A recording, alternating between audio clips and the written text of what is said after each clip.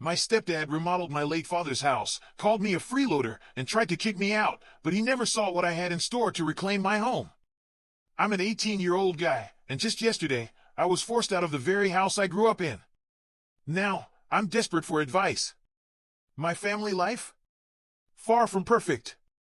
My parents struggled for years to have me, and when my mom finally got pregnant, it was deemed nothing short of a miracle. They were ecstatic, planning for the future with hope that perhaps this baby, me, could bring them closer. But as my grandma often tells it, that joy was fleeting. Their relationship was riddled with fights. Nasty, relentless fights. Mom despised Dad's gambling, and Dad loathed Mom's drinking. Their arguments followed the same script day after day, as if on a loop. To find peace, Dad made a deal. He'd give up gambling if she'd quit drinking. She agreed, or so it seemed. But Mom broke that promise. Dad discovered hidden bottles stashed around the house, and his patience snapped. He confronted her, worried not just for her well-being but for mine, the child she was carrying.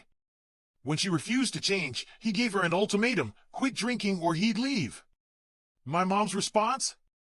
Fury. She hurled a pair of scissors at him, cutting the corner of his eye. The injury was serious, a partial corneal laceration. The doctor said he was lucky not to lose his sight. The incident shook her enough to beg for his forgiveness, promising to turn her life around. Out of love or perhaps exhaustion, my dad forgave her. When I was born, both my parents genuinely tried to be better, for a while. But the peace crumbled quickly.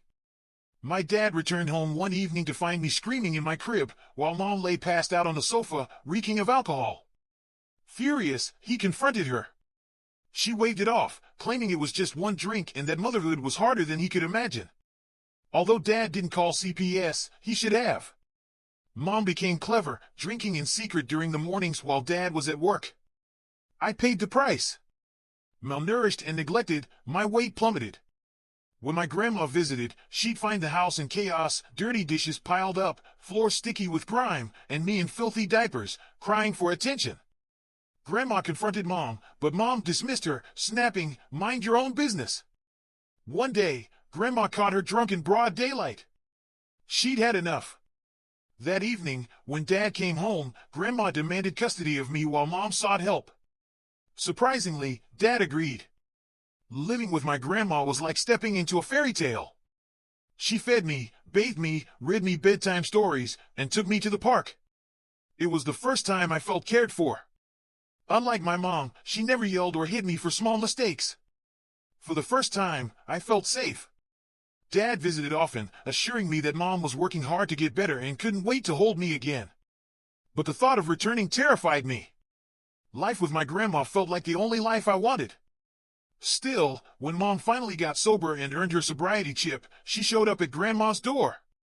The woman before me looked like a stranger, healthier but unfamiliar. After speaking with Grandma, Mom decided I'd be moving back home.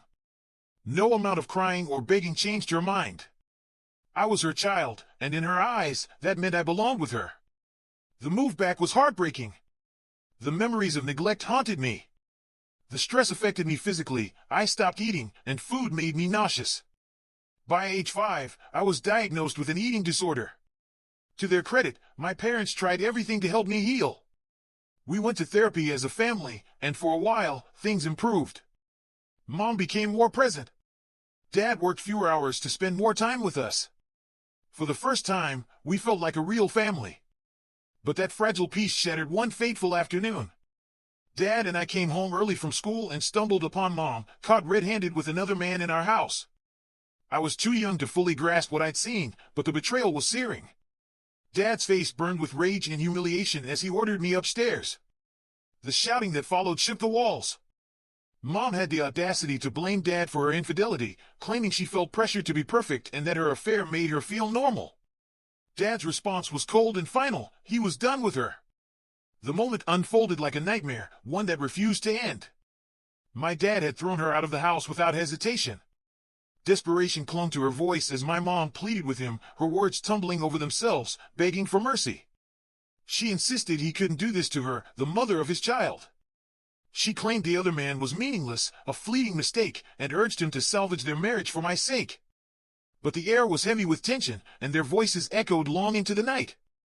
Grandma arrived that evening, her presence a quiet island in a storm of chaos. She said little to my mom, just a sharp word or two before she took me away. For the next 2 weeks, I stayed at her house, shielded from the battles raging at home. My mom called every day, her voice laced with fake concern. I saw through it, her calls weren't about me but about maintaining the illusion of care. It stung because I knew the truth, she cared only about herself. When I returned, it became clear my dad had chosen to stay with her. Whether it was out of love or habit, I couldn't tell. His only condition was that they attend marriage counseling.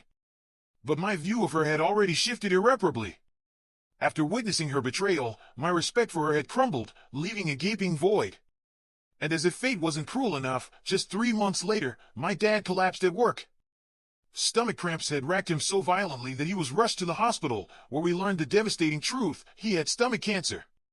His health was declining rapidly, and treatment had to start immediately. The days that followed were grueling. Chemotherapy and endless hospital visits became the new normal. Dad stopped working to focus on fighting the disease.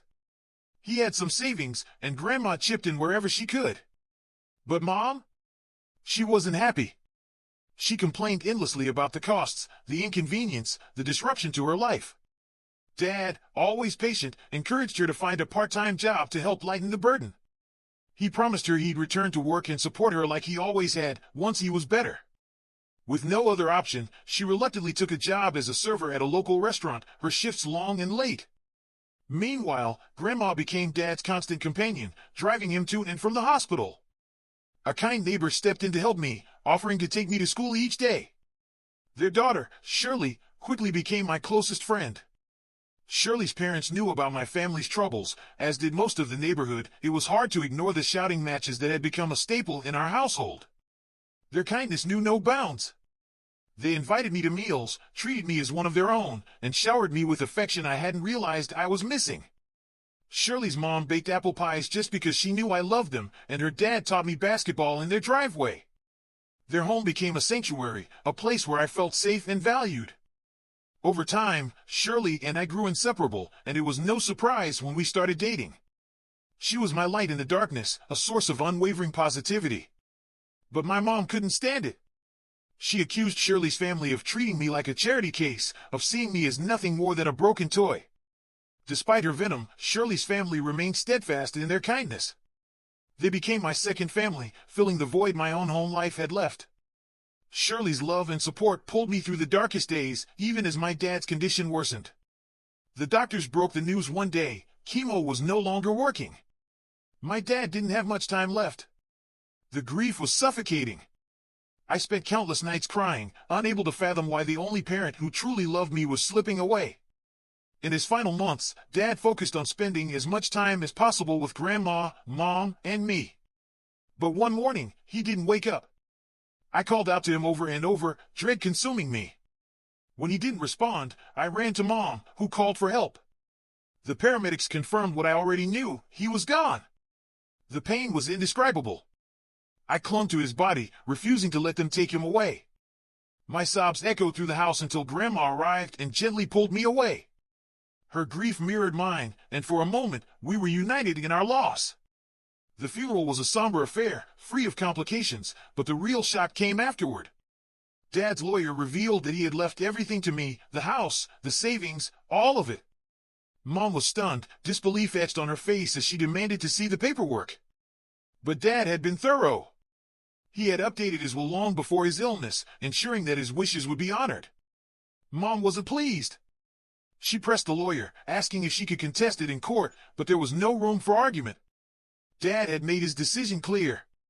When she asked me about the house, I told her firmly I wasn't going to sell it. This house was all I had left of him, a tangible piece of his love and memories. Reluctantly, she let the matter drop, though the disappointment lingered in her eyes. But her next move blindsided me completely. Less than 2 months later, she announced that she had met someone new. She insisted I meet him, dragging me to a restaurant where the man waited. My heart sank the moment I saw him. It was Andrew, the same man I had caught her with years ago. My stomach churned as he extended his hand, a fake smile plastered on his face. I recoiled in disgust, my voice trembling as I asked Mom if it was really him. She feigned surprise, urging me to sit down so she could explain. But I couldn't. The betrayal was too much. Here's an immersive rewrite of the transcript section, transforming it into a vivid and engaging narrative. I couldn't believe what I was hearing. Furious didn't even begin to describe how I felt. My mom actually thought I would want to meet him. My heart raced as she tried to explain, her voice unnervingly calm. She told me they'd reconnected after all these years, that Andrew was just an old friend who brought her comfort after Dad passed. But something in her tone didn't sit right. It was forced, like she was trying to convince herself as much as me. And the way they acted around each other? Cozy didn't even cover it. The stolen glances, the lingering touches, the way they kept kissing in front of me, it was too much. I began piecing things together. Memories surfaced, each one sharpening the ache in my chest. Those nights she came home late while Dad was still alive, mumbling excuses about working overtime. Was she sneaking off to meet him all along? The thought made my stomach churn. Every time Andrew tried to make small talk with me that evening, I shut him down. I couldn't pretend. My mom noticed, of course, and later, she exploded. She accused me of being disrespectful, of being rude to her boyfriend. Then she dropped the bombshell. "This is why I'm thinking of marrying Andrew in the next few months," she said, her words deliberate and sharp, as if they could cut me into submission. "He'll be a positive role model in your life," she added, as if I needed one. My blood boiled. "There's no way I want him in my life," I snapped, my voice trembling with anger. "If you marry him, you'll have to move out. I'd rather live alone than under the same roof as a man who had an affair with you while Dad was still alive." Her face darkened. She reminded me, cold and unflinching, that I was underage. "You don't have a choice," she said. And, just like that, the decision was made. True to her word, a few months later, they got married. Andrew moved in, and everything changed. Once he was in our home, he wasted no time asserting his dominance. "I'm the man of the house now," he'd say, his voice dripping with smugness. He hated the pictures of my dad and me in the living room. One day, I came home from school to find them gone, shoved into the basement like they were nothing but clutter. When I confronted him, shaking with rage, he dismissed me with an icy glare. "Your mom and I are making a fresh start," he said. "Keep those photos in your room. That's the only place they belong." His controlling behavior didn't stop there. He'd call my mom the second her shift ended, demanding to know where she was if she so much as took a minute longer to get home. And then he tried to pull the same stunt with me. But I wasn't having it. "You're not my father," I told him flatly. "I'll come home when I want." I wasn't out partying or causing trouble. I just wanted peace, time to finish homework at the library or hang out at Shirley's place. Through all of this, my grandmother remained my anchor. She was my safe haven, the one person who truly cared. We'd spend hours together, watching old black and white movies or reminiscing about happier days. When I graduated high school, I didn't expect much from my mom. Still, it hurt when she didn't even show up. But my grandma and Shirley's parents were there, cheering for me, filling the empty space she left behind. Later that evening, as I got ready to celebrate with friends, my mom barged into my room. Her tone was cold and matter-of-fact. "Andrew and I feel that now you're an adult, it's time you stepped up," she said. Confused, I asked what she meant. "You need to get a job and help with the bills," she replied, as if it were the most natural thing in the world. Andrew's words rang in my ears. I wasn't pulling my weight. Furious as I was, I agreed. I found a job at Burger King and threw myself into work while applying to colleges. Eventually, I got into a local school, saving money by staying home instead of living on campus. But I needed a car to get to class. When I asked my mom for help buying one, the response was venomous. Andrew called me selfish, accusing me of expecting too much. My mom just stood there, silent and complicit. Weeks later, I woke to the sound of workers remodeling the kitchen and bathroom. When I asked how they could afford it, given their refusal to help me, my mom snapped, calling me entitled. I stayed quiet after that, burying my frustration and focusing on my future. But today, everything came crashing down. I walked into the living room to find my belongings, my clothes, my things, all piled up in the middle of the floor. Panic set in as I shouted for my mom. She and Andrew descended the stairs, their faces a twisted mix of excitement and smugness. "We need to talk," they began. My mom beamed as she announced she was pregnant. Andrew chimed in, his voice dripping with authority. "We've decided your room will be the nursery," he said. "It's time for you to move out. We can't take care of a freeloader anymore." My chest tightened. Tears stung my eyes. They suggested I move in with my grandma, as if they were doing me a favor. I didn't argue. I couldn't. I grabbed my things, called an Uber, and left. My grandma's face mirrored my own shock when I arrived. She hated my mom for what she'd done. And so did I. Even more determined now, I felt an undeniable pull to confront my mom immediately. But before taking any drastic steps, I knew I needed legal guidance. Recently turning 18, I understood the house was legally mine, but would evicting my mother and Andrew be as straightforward as it seemed? Could there be unexpected hurdles? I needed answers, and fast. Update 1. Thank you for all the advice. After reading your insightful comments, I decided to follow the majority opinion and take action. First on the list was visiting my lawyer to clarify my legal standing. My lawyer's words were music to my ears. There was absolutely no claim Mom or Andrew could make on the house. Dad's will was ironclad. The next step? Serve them with a formal eviction notice, which could legally pave the way for further action if they refused to comply. With a newfound confidence, I went to my house, accompanied by Grandma. I held the keys in my hand and didn't even bother ringing the doorbell. It was my home, after all. Fortunately, no one was home. Wasting no time, I called Shirley's dad, who kindly agreed to help me change the locks on both the front and back doors. By the time Mom and Andrew returned, everything was secured. I stood waiting for them on the porch with Grandma by my side, an unshakable presence despite her petite 5 feet 5 inches frame. The moment Andrew saw me, fury darkened his face, but Grandma stared him down without flinching. She delivered the blow with unwavering authority. They had 30 days to vacate.